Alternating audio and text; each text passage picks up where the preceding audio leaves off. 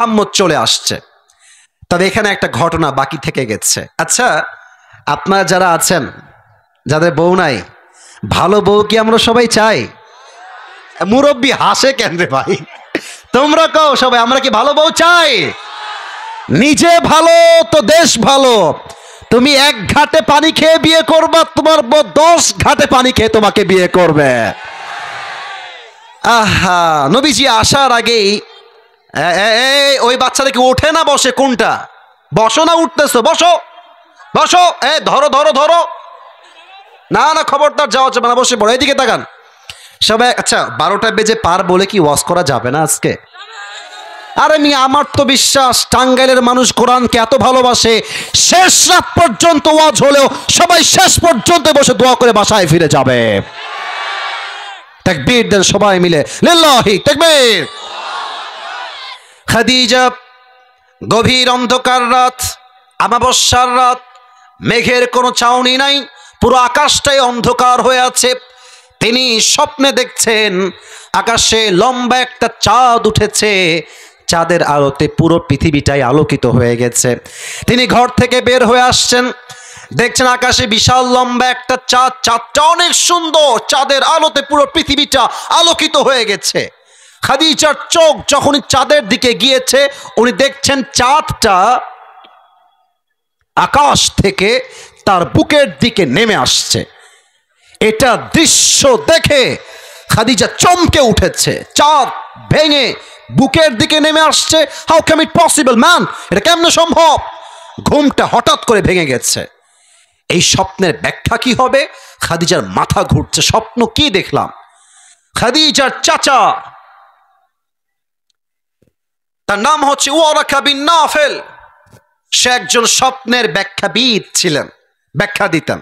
খাদিজা ঘুম থেকে উঠেই চাচার কাছে দৌড়, চাচা যান, এই স্বপ্ন দেখেছি। মা তাবিরু হাযাল হুলম, এই স্বপ্নের ব্যাখ্যা কি হবে চাচা? চাচা এবার তাওরাত খুলেছেন, ইনজিল খুলেছেন, দেখছেন স্বপ্নের ব্যাখ্যা কি হবে। তো উনি পড়ে অবাক হলেন, বলছেন খাদিজা, গুড নিউজ, তোমার জন্য একটা গুড নিউজ। কি গুড নিউজ? বলছে আল্লাহ তাআলা শেষ যুগের নবীকে তোমার স্বামী হিসেবে কবুল করতে চলেছে। না সুবহানাল্লাহ হয় না? জোরে সোরে পড়েন সবাই সুবহানাল্লাহ। বলছে আল্লাহু আকবার, সত্যি নিউজ, এটা সত্য? বলছে অবশ্যই সত্য, wait for the right time, অপেক্ষা করো।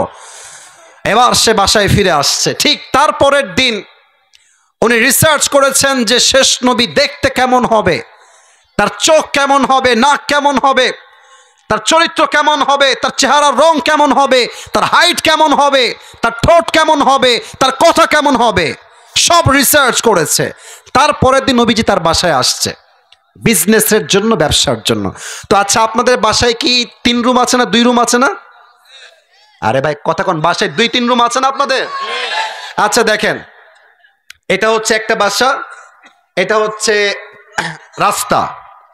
তো দেখবেন যে বাসার কিছু রাস্তায় বাসা থাকে, ওই বাসার ওই জানালাটা খোলা থাকে। তো রাস্তা দিয়ে যখন মানুষ হেঁটে যায়, দেখবেন জানালার ভিতর টিভি চলছে না কে বসে আছে, আর রাস্তা দিয়ে সব দেখা যায় মাঝে মাঝে। আবার আমাদের গ্রামগঞ্জের যে বাসাগুলো আছে, ওই বাসাতে দেখবেন এক ঘর থেকে আরেক ঘরে জানলা দেওয়া আছে, জানলা দিয়ে দেখা যায় যে ওই ঘরে কি করছে সবাই, এটা অনেক সময় হয়।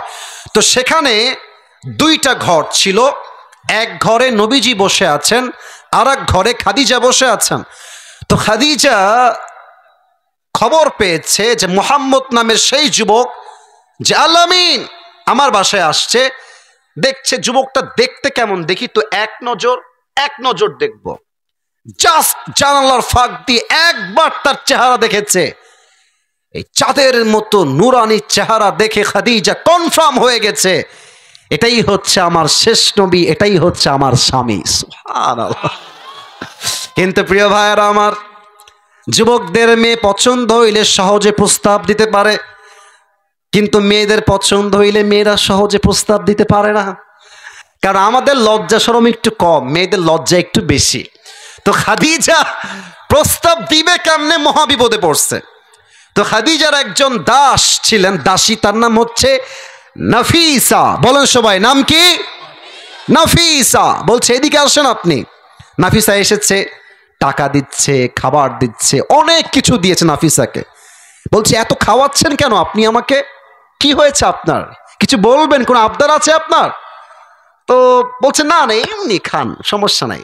ভাই, মানুষ যখন কিছু পেতে চায় তখন সে দেওয়ার জন্য ব্যাকুল হয়ে যায়, ঠিক কিনা বলেন? আমরা বলি না কথায় কথায় কিছু পেতে হলে, স্যার কয় আপনারা কর না, কিছু পেতে হলে দিতে হয়। তো অনেক খাওয়াইছে, খাওয়ানোর পর যখন পেট ভরে গেছে, তো নাফিসা বলছেন না একটা মতলব তো আপনার অবশ্যই আছে, নয় আপনি হঠাৎ করে এত খাবার কেন খাওয়াচ্ছেন? তো বলছে যে হ্যাঁ একটা মতলব আছে, আসলে রাগ করবেন না চাচি, ওই যে যুবকটা বসে আছেন ওই ঘরে, আলামিন তার উপাধি, বলছো আমার খুব ভাল লাগছে তাকে বিয়ের পাত্র হিসেবে, তো আপনি একটু আমার পক্ষ থেকে প্রস্তাবটা নিয়ে যাবেন। বলছে ও আচ্ছা আচ্ছা, আমি তো আগেই বলেছিলাম দাল মে কুছ কালা তো জরুর হ্যাঁ, ঠিক কিনা বলেন? তো এবার বলছে ঠিক আছে যান, আমি আপনার পক্ষ থেকে প্রস্তাব নিয়ে যাব।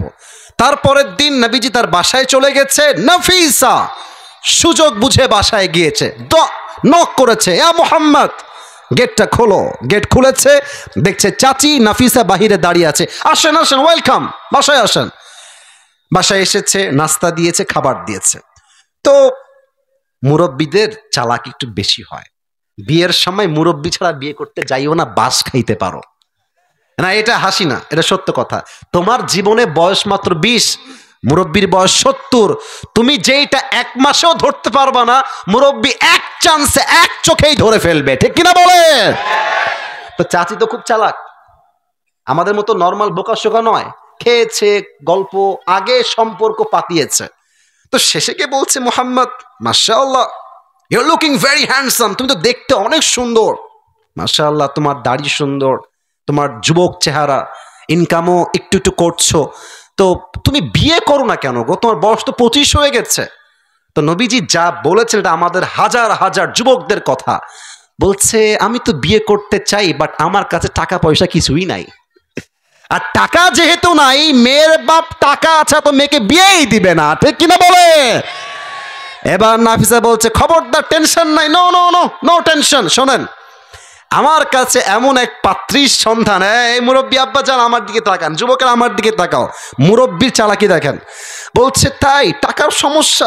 আরে কোনো সমস্যা না, শোনো আমার কাছে এমন একজন পাত্রী আছে যাকে বিয়ে করলে তোমার দেনমোহর দেওয়া লাগবে না, যাকে বিয়ে করলে তোমার কাপড় চোপড় দেওয়া লাগবে না, যাকে বিয়ে করলে তোমার ঘর দেওয়া লাগবে না, যাকে বিয়ে করলে তোমার কিছুই দেওয়া লাগবে না, বরং তোমার কি দরকার, তোমার সব কিছু সেই মেয়েই তোমাকে দিবে।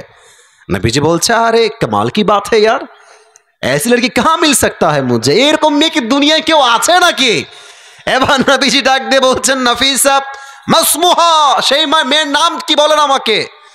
নাফিসা বলছে সেই মেয়েটার নাম হচ্ছে ইসমুহা খাদিজা, আর নবীজি আগা গোড়াই খাদিজাকে দিল থেকে পছন্দ করেন। সুবহানাল্লাহ। ওই যে আমরা বলি না মিয়া বিবি রাজি তো